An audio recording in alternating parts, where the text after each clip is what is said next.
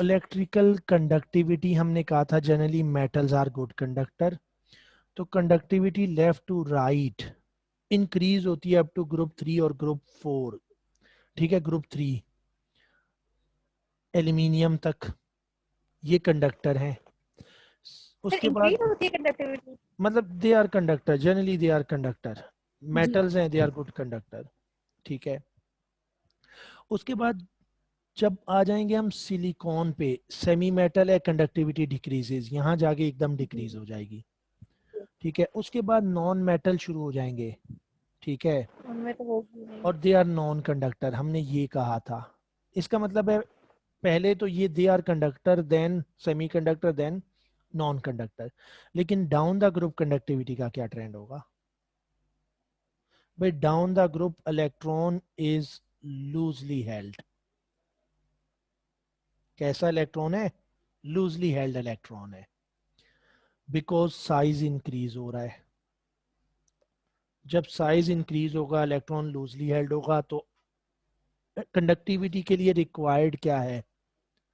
Mobile electron required है, moving electron required है। तो loosely held electron easily move कर सकता है। तो electrical conductivity increases from top to bottom. एक ग्रुप में top to bottom electrical conductivity increase होती है। इसकी सादी एग्जांपल ले लेते हैं। कार्बन कैसा कंडक्टर है? Non. Silicon semi non conductor. Conductive. उसके बाद जर्मेनियम, जी। Tin, lead good conductor, metals हैं। हाँ फिर कंडक्टिव। ठीक है, ये गुड कंडक्टर हैं, ये मेटल्स हैं। जर्मेनियम चलें, ये सेमी मेटल में आ गया जर्मेनियम। टिन और लेड प्योरली मेटल है। ठीक है, तो ये बहुत अच्छे कंडक्टर होते हैं। तो electrical conductivity increases from top to bottom, top to bottom ये इंक्रीज हो जाएगी। ठीक है, उसके बाद एसिडिक बेसिक बिहेवियर की बात हुई थी। हाँ जी, पढ़ चुके थे हम एसिडिक बेसिक बिहेवियर। हमने कहा था कि जी ये सर ये पढ़ चुका है। मेटल के ऑक्साइड बेसिक ऑक्साइड्स होंगे, नॉन मेटल के ऑक्साइड्स एसिडिक ऑक्साइड होंगे। ठीक है, हमें ये जर्नल याद रखना है। उसके बाद परक्लोरिक एसिड और ऑक्सी एसिड्स वगैरह की बात हुई थी। मैंने कहा था ऑक्सी एसिड वो स्ट्रॉन्ग होगा जिसमें ऑक्सीजन ज्यादा होंगे या जिसमें ऑक्सीडेशन स्टेट ज्यादा होगी। देखें, अगर आपके पास सवाल आता है कि H2SO3 and H2SO4 which one is the strong acid, कौन सा एक स्ट्रॉन्ग एसिड है, तो किसे स्ट्रॉन्ग एसिड? H2SO4 आपने कहा किससे? हाँ, जिसमें ऑक्सीजन ज्यादा होंगे, ऑक्सीजन देख लें, या फिर ऑक्सीडेशन स्टेट देख लें जिसमें ज्यादा होगी। तो यहाँ पे -8 +2, ये +6 में है सल्फर। यहाँ पे -6 +2, तो ये +4 में है। तो ये स्ट्रॉन्ग एसिड है।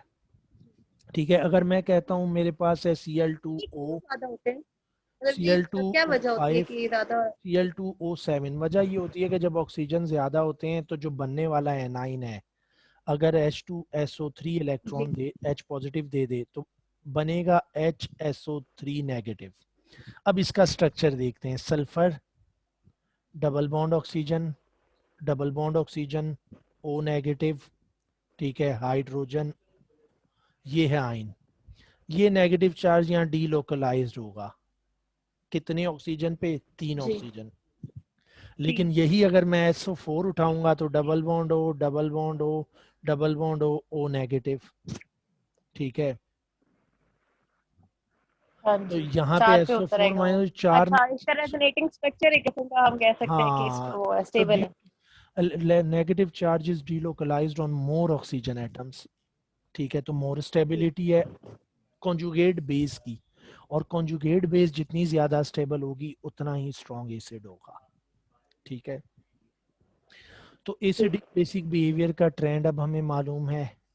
हमने कहा था लीस्ट एसिडिक सोडियम के ऑक्साइड, मोस्ट बेसिक सोडियम का ऑक्साइड, मोस्ट एसिडिक क्लोरीन के ऑक्साइड, और लीस्ट बेसिक क्लोरीन के ऑक्साइड्स होंगे। ठीक है, इसके बाद इनके क्लोराइड्स दिए हुए हैं भाई। क्लोराइड्स के इनकी प्रॉपर्टीज कैसी होंगी भाई? Oxides, reaction oxide with water, acid and base. अब ये आप डिसाइड खुद कर लेंगे। जब बेसिक ऑक्साइड होगा रिएक्ट विद एसिड, जब एसिडिक ऑक्साइड होगा रिएक्ट विद बेस, और जो एम्फोटेरिक ऑक्साइड जी होगा एसिड बेस दोनों से वो रिएक्ट करेगा। ठीक है, जब वाटर में डिसॉल्व करेंगे दे फॉर्म अल्कली, जब एसिडिक ऑक्साइड को वाटर में डिसॉल्व करेंगे दे प्रोड्यूस एसिड। ठीक है, एम्फोटेरिक को जब वाटर में डिसॉल्व करेंगे तो क्या होगा? एम्फोटेरिक को करेंगे वाटर में तो वो एज अ बेस काम करेगा। इनसॉल्युबल रहेगा। Amphoteric oxides are insoluble in water. ठीक है, मैंने पहले एक भी ये बात बताई थी इसलिए मैंने आज पूछी है, फिर एक दफा लिख लेते हैं यहाँ पे। Amphoteric oxides insoluble in water, water में सॉल्युबल नहीं होंगे एम्फोटेरिक ऑक्साइड्स। अब बात करते हैं पीरियड 3 के, थर्ड पीरियड के क्लोराइड्स की। ठीक है, सर थर्ड एक पीरियड। सवाल पूछना था। जी बोले। सर ये क्लोराइड्स में अगर हम लोग इसमें भी ये एसिडिक और बेसिक बिहेवियर होता है या ये तो सॉल्ट बना लेंगे ना? हाँ, एसिडिक, बेसिक और न्यूट्रल सॉल्ट होते हैं। मैं उसका आपको बाद में बता देता हूँ, ज़रा पहले इनके क्लोराइड्स का ट्रेंड और वो देख लें, प्रॉपर्टीज देख लें। बल्कि पहले कर देते जी हैं, चलिए ये बात। सॉल्ट्स की 3 टाइप्स हैं हमारे पास, acidic salt, basic. Basic salt जी और न्यूट्रल सॉल्ट। जी अब याद रखने का आसान तरीका वो भी मैं बता देता हूँ कि कैसे आपको पता चल जाएगा देखते ही सॉल्ट एसिडिक, बेसिक या न्यूट्रल है, और वजह रीजन की भी बात हम करेंगे। एसिडिक सॉल्ट वो होगा जो कि strong acid plus weak base से बनेगा। ठीक है, सर पेज थोड़ा ऊपर कीजिए। एसिडिक सॉल्ट कौन सा होगा? जो strong acid plus weak base से बनेगा। बेसिक जी सॉल्ट होगा जो strong base plus weak acid से बना हुआ जी होगा। जी और न्यूट्रल सॉल्ट वो जी होगा जो स्ट्रॉन्ग बेस और स्ट्रॉन्ग एसिड से बना हुआ होगा। जी ये वजह, मतलब ये तरीका है। स्ट्रॉन्ग बेस का सॉल्ट बेसिक, स्ट्रॉन्ग एसिड का सॉल्ट एसिडिक। दोनों स्ट्रॉन्ग हैं तो सॉल्ट न्यूट्रल। ठीक है, दोनों वीक हैं तो इट डिपेंड अपॉन पीके, के पीके पे डिपेंड करेगा, फिर हम डिसाइड नहीं कर सकते डायरेक्टली, इसलिए उसमें हम नहीं जाते हैं। अब क्यों होगा ऐसा भाई? Strong acid and strong base. पहले बात करते हैं न्यूट्रल सॉल्ट की। सॉल्ट न्यूट्रल होगा। ठीक है, देख लेते हैं। जी सोडियम हाइड्रोक्साइड स्ट्रॉन्ग बेस, अगर ये जी आयोनाइज होगी तो क्या बनाएगी? Na पॉजिटिव बहुत OH OH नेगेटिव। नेगेटिव। एक स्ट्रॉन्ग बेस ने जो आयन प्रोड्यूस किए, ठीक है, वो ये हैं। एक स्ट्रॉन्ग बेस बनाई OH नेगेटिव, सोडियम हाइड्रोक्साइड जब आयोनाइज हुआ, ठीक है, इसने OH नेगेटिव प्रोड्यूस किया, स्ट्रॉन्ग बेस है। HCl जब आयोनाइज होगा तो प्रोड्यूस करेगा क्या चीज? H positive Cl plus negative. Cl negative. ठीक है, स्ट्रॉन्ग एसिड, ठीक है, आयोनाइज हुआ H positive ion Cl negative, अगर इनका सॉल्ट बनेगा तो क्या हो जाएगा? Na positive Cl negative. ठीक है, यही हो जाएगा। जी अब हमें मालूम है अगर हमारे पास हम आयोनाइज करें किसी चीज को, किसी एसिड को या बेस को वाटर में, ठीक है, तो बनने वाले कॉन्जुगेट जो होते हैं वो वीक होते हैं। जी अगर मैं NaOH यहाँ पे वाटर में ऐड करता हूं तो OH नेगेटिव वाटर के साथ H पॉजिटिव लेके वाटर में, OH नेगेटिव वाटर से H पॉजिटिव लेगा या मीडियम से H पॉजिटिव लेगा, इसको तो हम छोड़ दें। ये जो Na पॉजिटिव बना, बेस का बचने वाला कैटाइन उसका कॉन्जुगेट एसिड होता है, जी जी जी बेस का कैटाइन, और एसिड का बचने वाला एनाइन उसकी कॉन्जुगेट बेस होती है। एक स्ट्रॉन्ग बेस का कॉन्जुगेट वीक होता है, जी ये वीक है। एक स्ट्रॉन्ग एसिड की कॉन्जुगेट बेस वीक होती है, ये वीक बेस है। ये वीक एसिड, ये वीक बेस। इन दोनों ने सॉल्ट बनाया NaCl, जब NaCl वाटर में डिसोसिएट होगा it produce Na positive Cl negative. क्या चीज स्ट्रॉन्ग है? ये भी वीक एसिड, एसिड ये भी वीक बेस, तो ये जी वाटर का प्रोटॉन नहीं निकाल सकता, ये वीक बेस है। ये वीक जी एसिड है, OH नेगेटिव के ये साथ वाला NaOH सही नहीं बना सकता, तो है। जी ओवरऑल सॉल्ट इज न्यूट्रल। एक ऐसा सॉल्यूशन है जिसमें एक वीक एसिड वीक बेस मौजूद है। अब मैं बदल देता हूं, CH3COOH एसिड ले लिया, NaOH बेस ले ली, weak acid strong base, salt जो बनेगा क्या होगा, CH3COONA प्लस वाटर बेसिक बन होगा। गया। जी अब ये weak acid v strong base का सॉल्ट बेसिक होना चाहिए। क्यों बेसिक होगा? अगर मैं इसे वाटर में डिसॉल्व करता हूं, ये सॉल्ट में ले आया, मैंने पानी में हल किया, इसने प्रोड्यूस किया CH3COO negative plus Na positive, ऐसा ही है। जी ये कैसा आइन है, वीक एसिड है या वीक स्ट्रॉन्ग एसिड? ये वीक वीक है, एसिड। क्योंकि ये स्ट्रॉन्ग बेस का कॉन्जुगेट एसिड है, वीक है। जी ये बेस वीक बेस है, ये स्ट्रॉन्ग बेस है।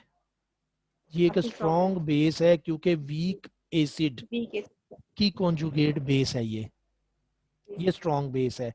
अब वाटर में होगा क्या, एक स्ट्रॉन्ग बेस वाटर का प्रोटॉन निकाल सकती है, इसने प्रोटॉन निकाल लिया, चेंज हो गया CH3COOH में, बाकी क्या बच गया, OH नेगेटिव आइन, वाटर में OH नेगेटिव आइन रह गए, सॉल्यूशन बेसिक हो गया। ठीक। इसको उलट कर लें एसिडिक सॉल्ट के लिए।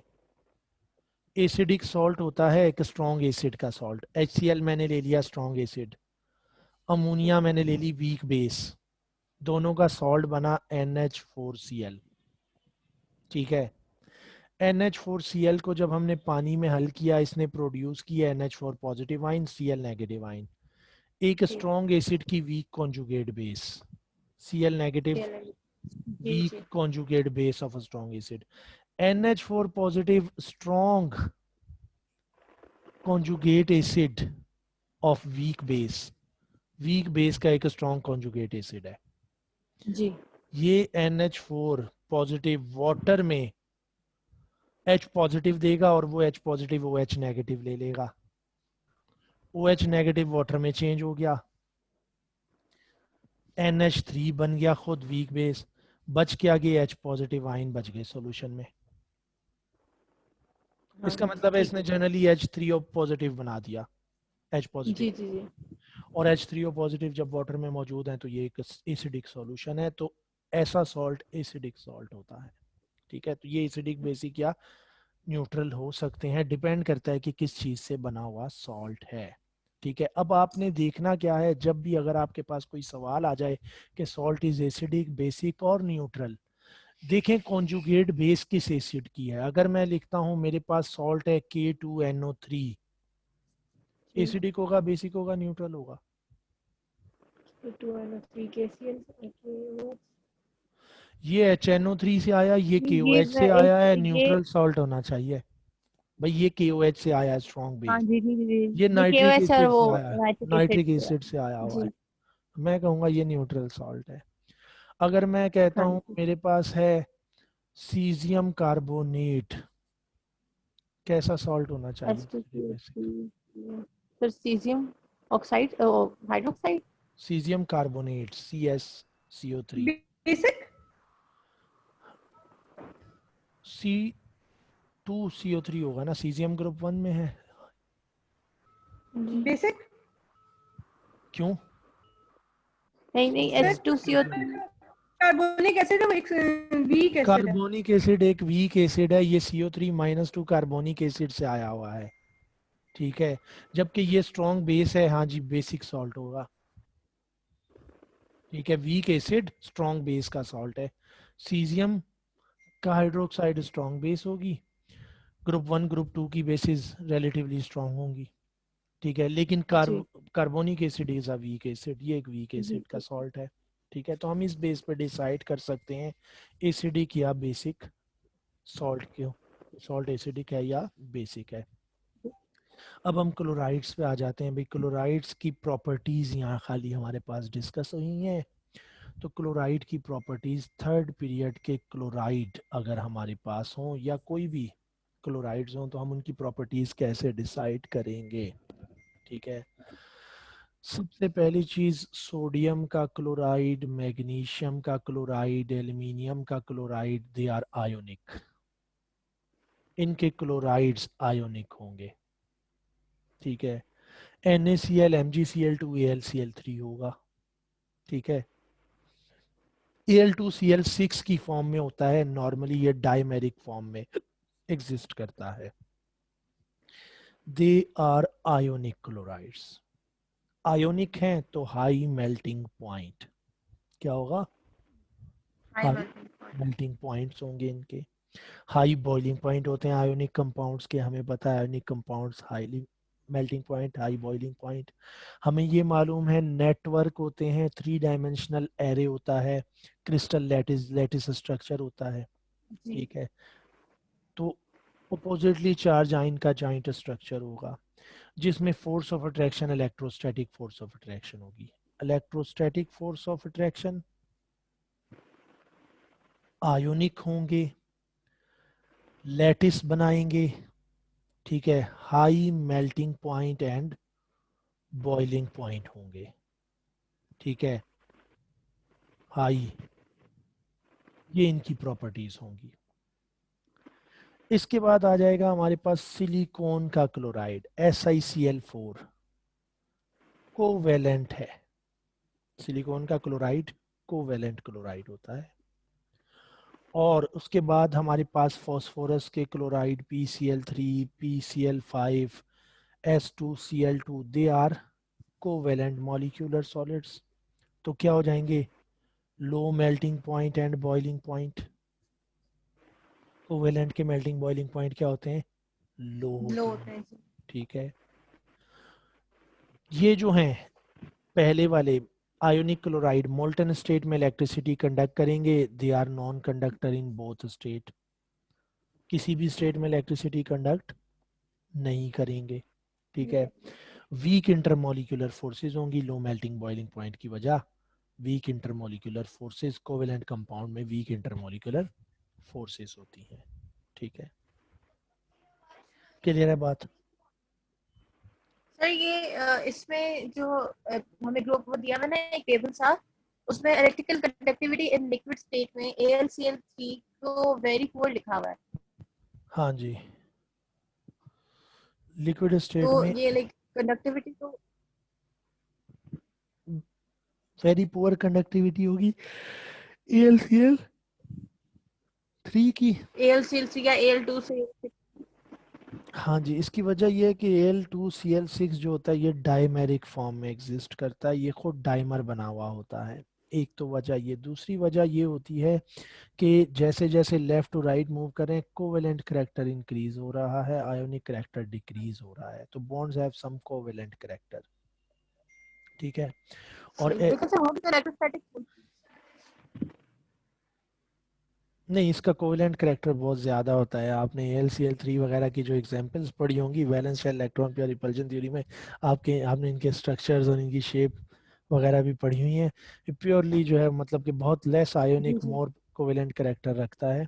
ठीक है, तो इसका कोवेलेंट करेक्टर इंक्रीज होने की वजह से इलेक्ट्रिकल कंडक्टिविटी, दूसरा इलेक्ट्रिकल कंडक्टिविटी जो है ये हमने कहा था मेटेलिक करेक्टर डिक्रीज हो रहा है।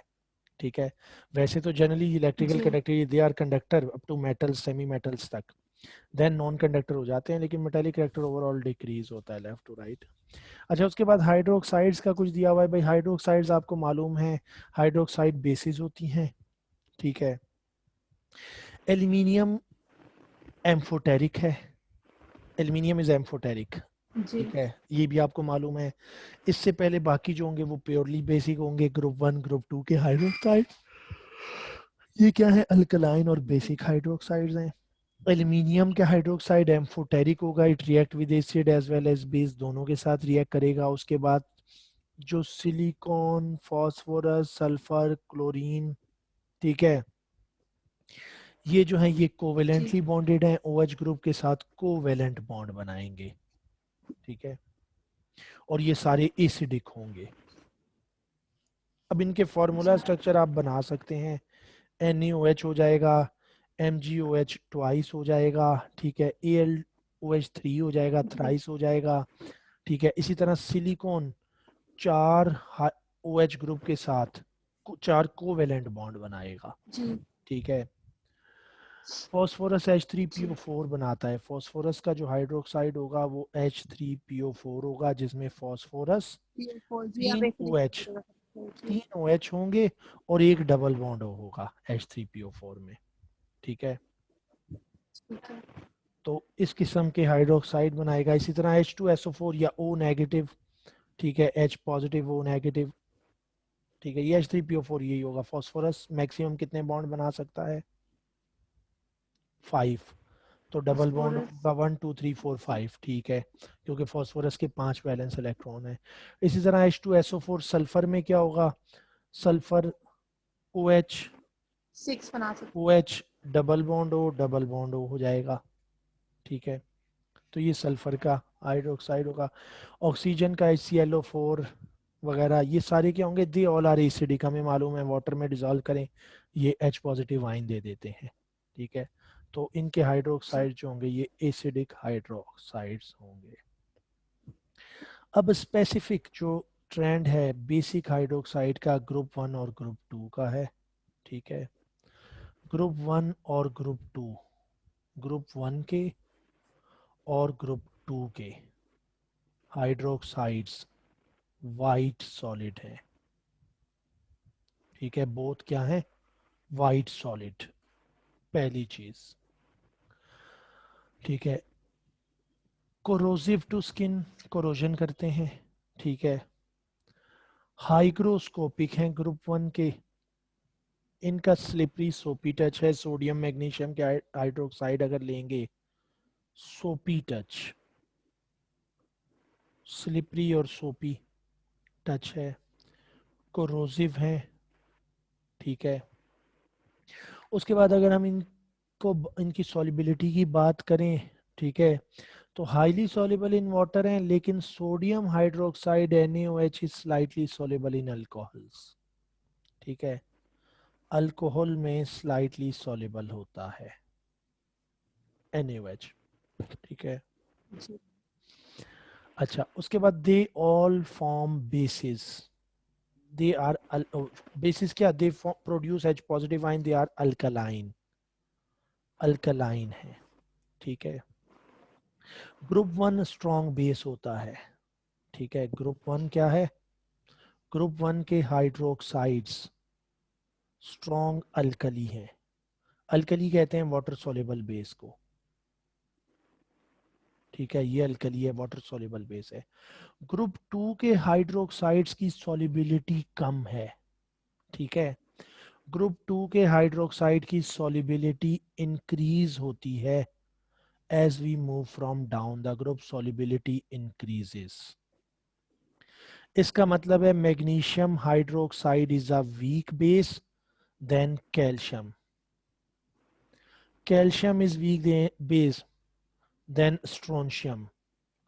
जैसे जैसे डाउन द ग्रुप जाएंगे बेसिक स्ट्रेंथ बढ़ेगी इनकी, सेकंड ग्रुप की, और सॉल्युबिलिटी भी बढ़ेगी। मैग्नीशियम हाइड्रोक्साइड वाइट प्रेसिपिटेट बनाता है वाटर में, ठीक है, सॉल्युबल नहीं होता, ठीक है। इसे कहते हैं मिल्क ऑफ मैग्नीशिया,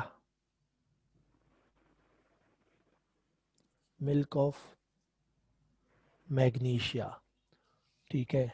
इनसॉल्युबल होता है और यूज होता है फॉर स्टमक एसिडिटी, एंटासिड है ये, जी एंटासिड मेडिसिन है, इसका सॉल्यूशन मिलता है, डॉक्टर के पास जाएं वो एंटासिड दे देंगे, वो वाइट कलर का सस्पेंशन होगा पीने के लिए, ठीक है, जो कि जी स्टमक एसिडिटी में यूज होता है, ठीक है। मैग्नीशियम हाइड्रोक्साइड वाइट प्रेसिपिटेट के तौर पे ही हासिल होगा अगर हम इसमें KOH ऐड कर दें, ठीक है।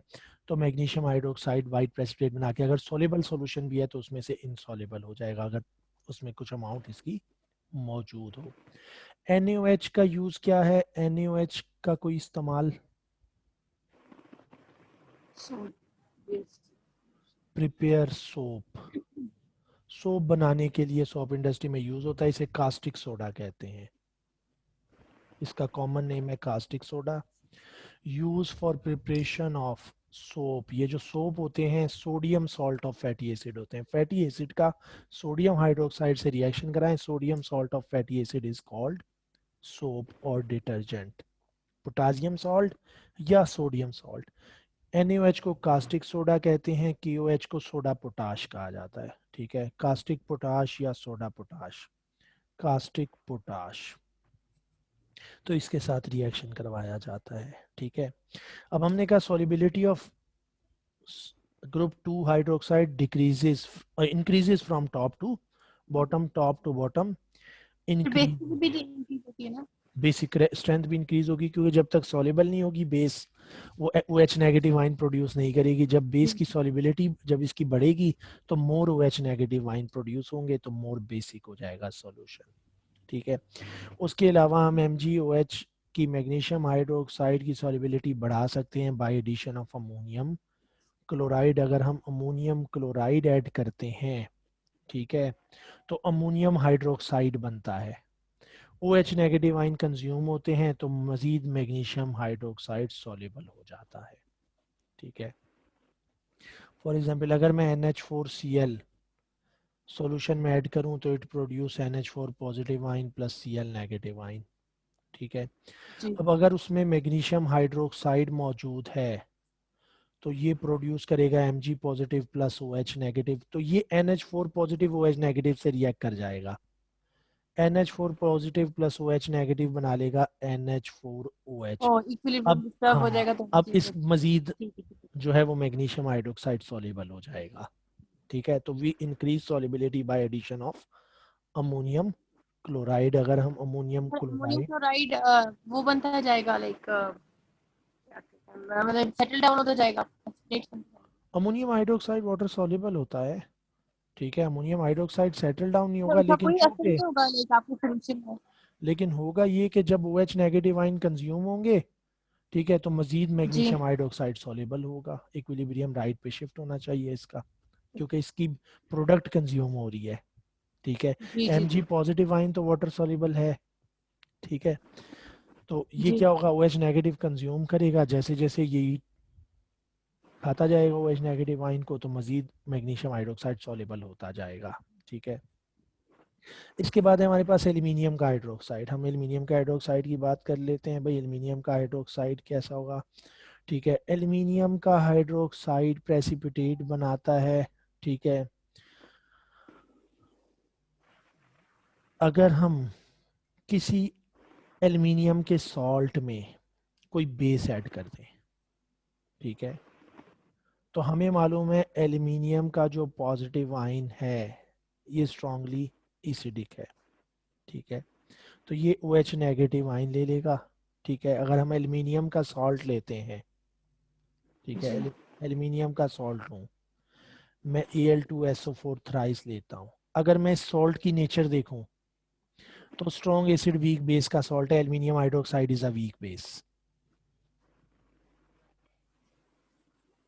एक वीक बेस है।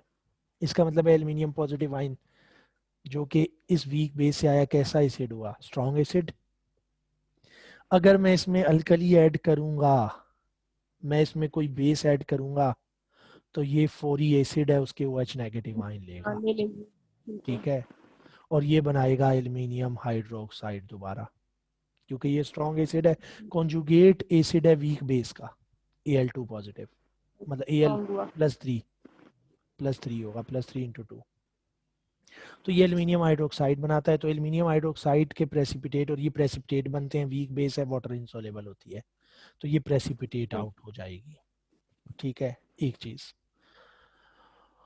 अब एल्यूमिनियम का हाइड्रोक्साइड इनसॉल्युबल है वाटर में, इसलिए प्रेसिपिटेट बनाएगा। हम पीछे कई मरतबा बात करके आए हैं कि ये कैसा है, एम्फोटेरिक होते हैं, तो इट जी इज सॉल्युबल इन एसिड और सॉल्युबल इन बेस। अगर हम एसिड या बेस में सॉल्युबल करें तो हल हो जाएगा, it react with acid, water it react with base.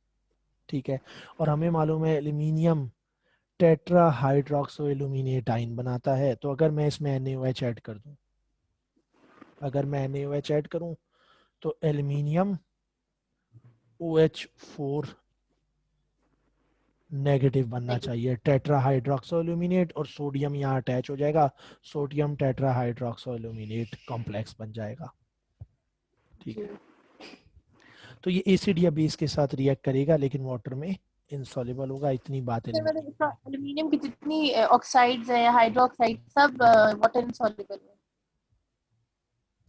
Water insoluble होंगे, एल्यूमिनियम एम्फोटेरिक है, वाटर इनसॉल्युबल होगा एल्यूमिनियम का ऑक्साइड हाइड्रोक्साइड, एसिड और बेस के साथ रिएक्ट करेगा, एसिड और बेस में सॉल्युबल होगा।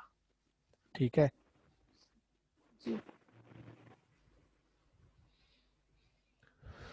जी।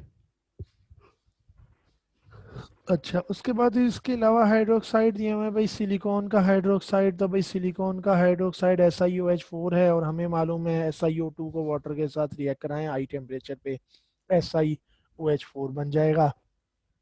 ठीक है, और ये अनस्टेबल होता है, ये डिकम्पोज हो जाता है। इतनी बात आपने याद रखनी है, यहाँ तक काफ़ी। आज आगे ग्रुप 1 के एलिमेंट्स हैं, हम फिर उनकी बात करेंगे नेक्स्ट क्लास में। ठीक है, तो एंड करते हैं। Good luck. क्वेश्चन पूछ लूं? जी जी बोले। सर अभी आप कह रहे थे कि जब हम लोग फ्रॉम लेफ्ट टू राइट जाते हैं तो AlCl3 तक मोर कोवलेंट करेक्टर हो जाता है, लाइक जी, AlCl3 में, अब और वो जो है लाइक लेफ्ट आयनिक हो जाता है। और सर अभी आपने फिर कहा साथ ही मेटालिक कैरेक्टर भी डिक्रीज होता है, लेकिन उसके अंदर एल्यूमिनियम के अंदर तो 3 फ्री इलेक्ट्रॉन्स हैं, तो मेटालिक कैरेक्टर इंक्रीज नहीं होना चाहिए, मतलब मेटालिक से देखिए, ये तो आयनिक डिपेंड, कैरेक्टर उसमें मेटालिक इंक्रीज नहीं होना। मेटालिक करेक्टर हम कहेंगे एबिलिटी टू लूज इलेक्ट्रॉन को। ठीक है, और साइज जी डिक्रीज होने से जी ability to lose electron decrease हो जाती है। तो मेटालिक करेक्टर डिक्रीज हो रहा है, नॉन मेटालिक करेक्टर जी इंक्रीज हो रहा है। अगर इलेक्ट्रिकल कंडक्टिविटी की बात करेंगे तो कंडक्टिविटी ज्यादा हो सकती है मोर अनपेयर्ड इलेक्ट्रॉन की वजह से। ठीक है, वही जी यही मैं पूछ रही थी। ठीक है, जी metallic character left to right decrease ही हो रहा है, नॉन मेटल की तरफ हम जा रहे हैं जनरली। और मेटालिक करेक्टर का मतलब है एबिलिटी टू लूज इलेक्ट्रॉन। तो क्या एल्यूमिनियम की ability to lose electron sodium से मैग्नीशियम से ज्यादा है? नहीं है। Aluminium sodium violently react with water, magnesium उससे लेस रिएक्टिव, एल्यूमिनियम उससे भी लेस जी रिएक्टिव। जी। तो मेटालिक करेक्टर तो कम होता है, तो कोवेलेंट सर करेक्टर मेटालिक होता है। अब कंडक्टिविटी भी कम होती है जनरली। वजह क्या होती है? इनके पास अनपेयर्ड इलेक्ट्रॉन तो ज्यादा होते हैं, लेकिन ये इलेक्ट्रॉन टाइटली हेल्ड होते हैं स्मॉल साइज की वजह से। ठीक है, तो दे आर कंडक्टर, मेटल है, कंडक्टर होगा। ठीक है, इलेक्ट्रिसिटी कंडक्ट करेगा। जी हम इसे नॉन कंडक्टर में नहीं ले जा सकते, जी लेकिन इससे आगे जाके नॉन कंडक्टर हो जाएंगे। ठीक है, पुअर बेस है। पुअर बेस क्यों है? ठीक है, पुअर बेस इसलिए है कि they are insoluble in water, water soluble ही नहीं होती। एल्यूमिनियम के oxides hydroxide insoluble in water है। एम्फोटेरिक होते हैं, हम पहले बात कर चुके हैं। एसिड और बेस से तो रिएक्ट करते हैं लेकिन वाटर में इनसॉल्युबल होते हैं। ठीक है, दूसरी बात, पुअर बेसिस। ठीक है,